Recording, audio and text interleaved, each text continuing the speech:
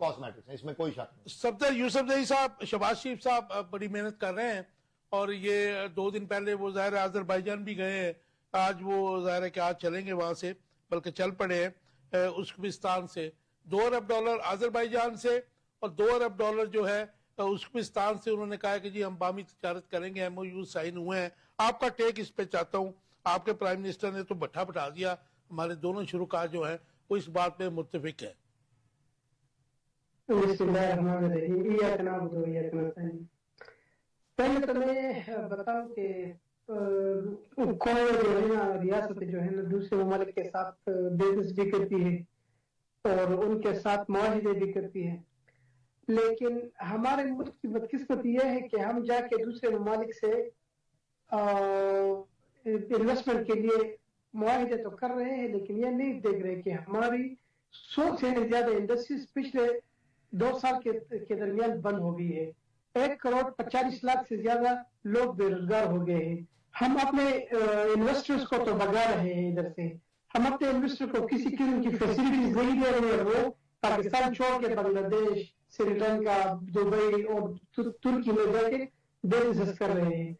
تو میں سمجھتا ہوں کہ جب تک ہم انڈیجنس بزنس مین کو سپورٹ نہیں کریں گے، اپنے ملک کی حالات کو ٹھیک نہیں کریں گے، یہ ویسے ہی ڈگوسلے ہے، ادھر سے بزنس آ جائے گا. کس طرح بزنس آئے گا؟ آپ کے ملک میں اسٹیبلٹی ہی نہیں ہے. یہاں پر ججز انسیکیور ہے، آڈیٹر لکھ رہے ہیں بار بار کہ ہمیں تحفظ نہیں ہے. آپ کے جرنلسٹ بھاگ رہے ہیں اس ملک سے اپنی جانیں بچا کے. آپ کے پولیٹیکل ورکر جو ہے نا وہ جیلوں میں پڑے ہیں.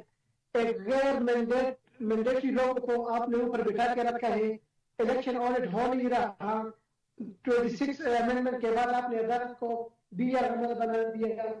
تو جب آپ کے انٹرنل سچویشن اتنے کمپلیکس ہو، اتنے آپ نے ملک کو ایک گمبھیر سچویشن میں ڈال کے رکھا ہو، کون باہر سے آئے گا انویسٹمنٹ کرنے کے لیے؟ سب سے پہلے تو اس ملک کے اندرونی سچویشن کو یہ اسٹیبل لائن کر کے اس کو پولیٹیکلی اسٹیبل کرنا ہے. اس کے بعد جا کے انڈسٹریز بھی آئے گی، لوگ بھی آئیں گے، ہمارے اپنے انڈسٹری اپنے انویسٹرز ہیں اکراس دا گلوب، دنیا کے ہر ملک میں ہمارے انویسٹرز ہیں، وہ آئیں گے، بزنس کریں گے. یہ بالکل ایک میرے خیال میں اس کا کوئی فائدہ نہیں ہے اس حالت میں دوسرے ممالک کو جا کے. جی یوسف زئی صاحب دیکھیں، پہلے بیلاروس کے جو ہیں صدر کو بلایا، پھر لاسٹ ایئر آپ کو پتہ ہے آذربائیجان کے جو پرائم منسٹر وہ آئے تھے. ابھی آپ نے ازبکستان کو دیکھا، اور کل جو آنے والا کل ہے ان کے جو ہے وزیر وہ کیا کہنا چاہیے ولی عہد جو ہے UAE کے، وہ بھی پاکستان میں آ رہے ہیں. تو یہ سرگرمیاں جو اتنی ایفرٹس کر رہے ہیں شہباز شریف صاحب as a prime minister of Pakistan, تو ظاہر ہے کہ یہ آپ کہا یہ جاتا ہے، پرسیپشن یہی ہے کہ عمران خان صاحب اکانومی کو تباہ کر گئے تھے اور اب یہ ریسٹور کر رہے ہیں اس کو. گو کہ مجھے تھوڑا سا اس کے اوپر یہ آتا ہے کہ اس وقت جو GDP گروتھ جب وہ گئے اٹ واز 6%، اب 2 پوائنٹ سم تھنگ ہے. آپ کا ٹیک. عمران خان نے کرونا کے درمیان دنیا سے تعریفیں پائی کہ کرونا میں اپنی اکانومی کو سسٹین کر کے رکھا.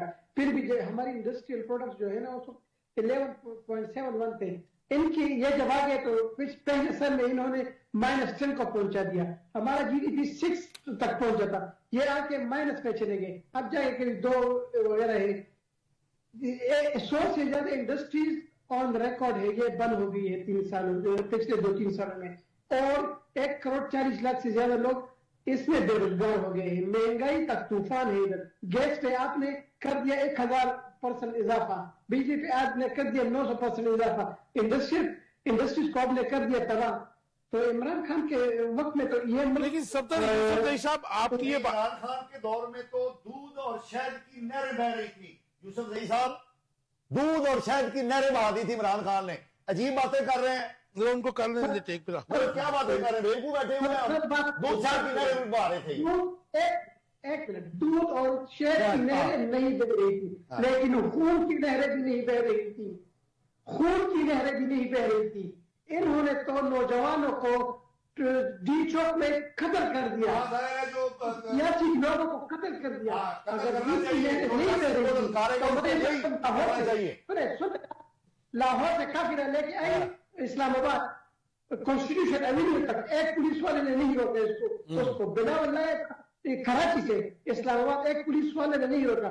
आप इस गवर्नमेंट ने इस मुल्क को बहुत ज्यादा पोलराइज कर दिया है और रेडिकल करने की कोशिश कर रहे हैं ये लोग। ये मुल्क को चला नहीं रहे। अच्छा, इसका हल क्या है? मुझे बात में मदद दे रहे हैं। मुझे बताइए। देखिए बात सुने, ये जो सारे बीमार थे करप्शन के केसेस उनके, जो कहती थी कि मेरी पाकिस्तान लंदन में क्या पाकिस्तान में भी कोई प्रॉपर्टीज नहीं है, कतरी खत वगैरह, ये सारे झूठे इकट्ठे हो गए हैं और सारे चोर इकट्ठे हो गए हैं। अगर इनकी जब भी इनकी प्रॉपरली इन्वेस्टिगेशन होगी तो इन्होंने 40 साल से मुल्क को लूटा है। सफदर भाई, हमें आगे टॉपिक भी चलता है, लेकिन आप ये मुझे बताइए कि ये जो एग्रीमेंट्स MOU आप लायानी गुफ्तगू कर रहे हैं, कोई काम की बात कर रहे हैं, बकत कर रहे हैं, ये मैंने कहा काम की बात करें, लायानी गुफ्तगू कर रहे हैं।